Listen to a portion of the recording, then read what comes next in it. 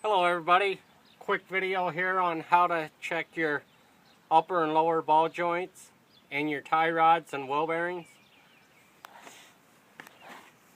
If your tire moves back and forth this way, it has a little wobble to it.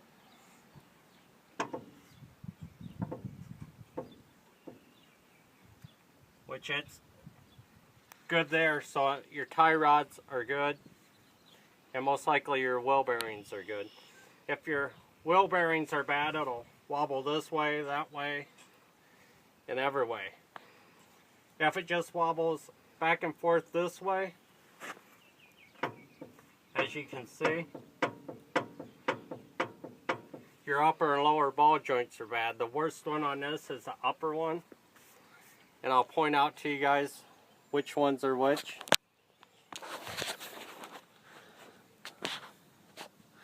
Your upper ball joints are these here.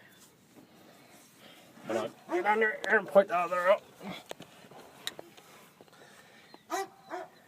Your lower ball joints are right up in here. And this is your outer tie rod end. And up through here is your inner tie rod.